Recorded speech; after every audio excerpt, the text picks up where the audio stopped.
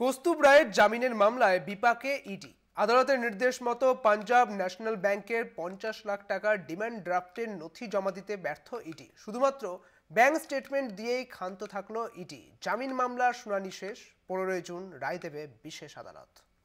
আদালতের নির্দেশ, ডিডির নথি দিতে ব্যর্থ ইডি, ব্যাংক স্টেটমেন্ট দিয়েই ক্ষান্ত ইডি। ইডির ভূমিকায় হাসির রোল। এজলাসে উপস্থিত আইনজীবী মহলে। মঙ্গলবার ছিল নগর দায়রা আদালতের স্পেশাল সিবিআই কোর্টে কৌস্তুভ রায়ের জামিন মামলার শুনানি। আদালতের নির্দেশ মতো ইডি ডিমান্ড ড্রাফটের ইমেল জমা দিল। কৌস্তুভ রায়ের আইনজীবী মৃত্যুঞ্জয় চ্যাটার্জি জানান, হুজুর, আমি শুরুতে আপনাকে একটা ডিডির নথি দিতে চাই।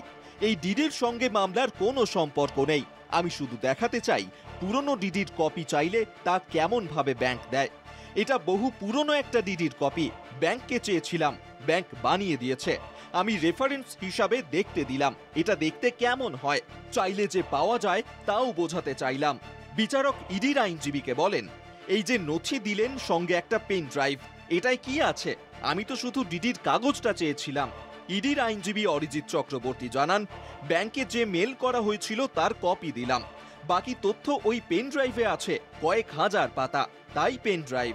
কৌস্তুভ রায়ের আইনজীবী মৃত্যুঞ্জয় চ্যাটার্জি বলেন, একটা ডিডির কপি কয়েক হাজার পাতার? আমরা তো দিলাম হুজুর দেখার জন্য ডিডির কপি কেমন হয়, এক পাতা। কৌস্তুভ রায়ের আইনজীবী শুভঙ্কর নাগ জানান, হাজার কপির ডিডিটা আমাদেরও দেখাতে বলুন হুজুর, উনি লুকোচ্ছেন কেন? কোর্ট প্রসিডিং এ তো এটা প্রয়োজন। বিচারক ইডির আইনজীবীকে বলেন, আপনি কি নিজেই পেন ড্রাইভের এত পাতা দেখেছেন, নাকি ইডি আপনাকে দিল আর আপনি আমায় জমা দিয়ে দিলেন? ইডির আইনজীবী অরিজিৎ চক্রবর্তী জানান, না না, আমি দেখেছি হুজুর। কৌস্তুভ রায়ের আইনজীবী মৃত্যুঞ্জয় চ্যাটার্জি হাসতে হাসতে বলেন, ডিডির কপি চাইলে আমাদের ব্যাংক দিয়ে দেয়, কিন্তু ব্যাংক হয়তো ভয়ে ইডিকে এসব কাগজ দেয় না, যদি হঠাৎ সাক্ষী হিসেবে নাম ঢুকিয়ে নেয়। বিচারক জিজ্ঞাসা করেন, হাইকোর্টের রায় খারিজ হওয়ার পর তদন্ত কতটা এগিয়েছে? ইডির আইনজীবী অরিজিৎ চক্রবর্তী জানান, আগের শুনানির দিন আমি অনুচ্ছেদ ধরে ধরে বলে দিয়েছি। জানুয়ারির পর থেকে তদন্তে কি কি হয়েছে সেটা উল্লেখ আছে। কৌস্তুভ রায়ের আইনজীবী জয়দীপ বিশ্বাস জানান, নতুন কিছুই তো নেই হুজুর এখানে। আরইউডিতে যা ছিল তাই লেখা বিভিন্ন অনুচ্ছেদে। বিচারক বলেন, এই আদালত চাইছে তদন্ত এগিয়েছে কিনা জানতে, কারণ আবেদনকারীর দাবি আমাকে জামিন দিন, না হলে বিচার প্রক্রিয়া শুরু করুন। হাইকোর্টের রায়টা তখনই আমার কাছে যুক্তিযুক্ত হবে যদি দেখা যায় তদন্তে কোনো অগ্রগতি হয়েছে। কৌস্তুভ রায় বলেন, নিন হুজুর, আমি নোটস অফ আর্গুমেন্ট জমা দিলাম। ইডির আইনজীবী অরিজিৎ চক্রবর্তী জানান, সেটা নোটস অফ আর্গুমেন্ট আছে। আমরা এই 5 মাসে কি কি করেছি সেগুলো আমরা আদালতকে জানিয়েছি, কিন্তু তার আউটকাম কি হয়েছে সেটা এক্ষুনি জানাতে পারবো না যতক্ষণ না রেকর্ডে আসছে। এর ওপর উনি আবার 23 পাতার আর্গুমেন্ট জমা দিলেন, সেটাও তো পড়তে হবে। কৌস্তুভ রায়ের আইনজীবী মৃত্যুঞ্জয় চ্যাটার্জি বলেন, একটা ডিডির নথি যদি 10,000 পাতা হয়, নোটস অফ আর্গুমেন্ট 23 পাতা হবে না হুজুর। বিচারক ইডিকে বলেন, পিএমএলএতে প্রমাণ করতে হবে অভিযুক্তকে নিজেই, তাই ওনাকে সেই অনুযায়ী আদালতের কাছে আর্গুমেন্ট তো জমা দিতে হবে।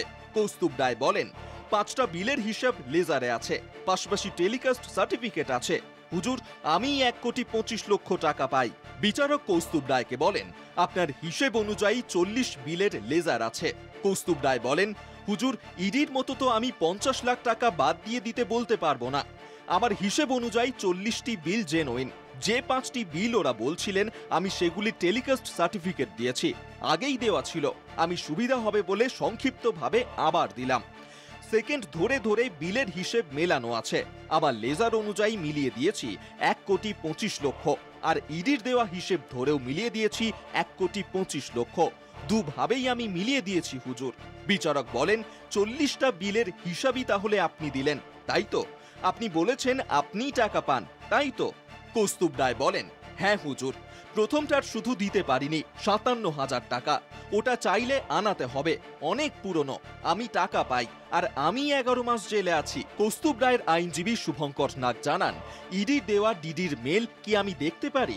বিচারক বলেন, ওনারা যে মেল দিয়েছে তার সঙ্গে 1000 পাতার অ্যানেক্সচার আছে, তার থেকে কি পাবেন? কৌস্তুভ রায়ের আইনজীবী মৃত্যুঞ্জয় চ্যাটার্জি বলেন, হুজুর, কি কাগজ দিল যদি একবার দেখান। ওরা লাস্ট মিনিটে এমন এমন কাগজ দেয় যে গোল খেয়ে যায়, যদি অনুগ্রহ করে দেখান।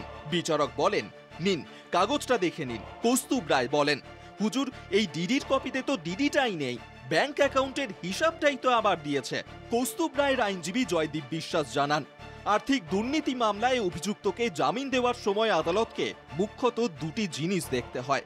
প্রথমত, অভিযুক্ত প্রামাণ্য নথিতে কারচুপি করতে পারেন কিনা, দ্বিতীয়ত, সাক্ষীদের তিনি প্রভাবিত করতে পারেন কিনা।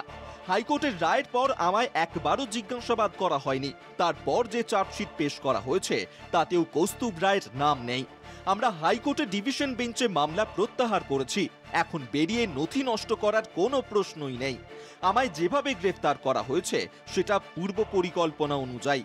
আমাকে বলতে পারতো, আমি পরের দিন গিয়ে নথি দিতাম, সেই সুযোগ আমায় দেওয়া হয়নি। এই মামলায় সাক্ষীদের প্রভাবিত করারও তো কোনো সুযোগ নেই। 13 জন সাক্ষীর মধ্যে 12 জনই সরকারি কর্মী, ফলে ওই সাক্ষীদের প্রভাবিত করার সুযোগই নেই। সব ডকুমেন্টের ওপর ভিত্তি করা, এবং সেই ডকুমেন্ট ইতিমধ্যেই কোর্টে জমা পড়ে গেছে। তাহলে আর কিসের ভিত্তিতে আমাকে আটকে রাখা হবে? বিচারক বলেন, সেকশন 19 কমপ্লাই না হলে সেকশন 62-তে আইওর বিরুদ্ধে ব্যবস্থা নেওয়ার কথাটাও আমায় মাথায় রাখতে হবে। কৌস্তুভ রায়ের আইনজীবী শুভঙ্কর নাগ জানান, হুজুর, আমি সেকশন 45 স্যাটিসফাই করে দিয়েছি, আমার সব বিলই জেনুইন। ইডির আইনজীবী অরিজিৎ চক্রবর্তী জানান, আইও বলেছে এখনো তদন্ত চলছে, চেঞ্জ অফ সার্কামস্ট্যান্সেস নেই। বিচারক ইডির আইনজীবীকে বলেন, আগে একবার আইওর উপস্থিতিতে ইডি জানিয়ে দিয়েছে যে তদন্ত শেষ, অন রেকর্ড রয়েছে আদালতে। আইনজীবী বদলে গেলেও কোর্টের রেকর্ড বদলে যায় না। গোলপোস্টটা নির্দিষ্ট জায়গায় রাখুন, গোলপোস্টটা সুবিধা মতো সরাবেন না। ইডির আইনজীবী অরিজিৎ চক্রবর্তী বলেন, পিএমএলএ আইনের বহু রায় আছে, সেখানে বলা আছে, সুপ্রিম কোর্টের রায় আছে, jail is rule, bail is exception. বিচারক বলেন, এমন কিছু তো আমার জানা নেই, ইউএপিএ নিয়ে এমনটা আছে জানি, তবে আপনি যখন বলছেন আমি দেখব।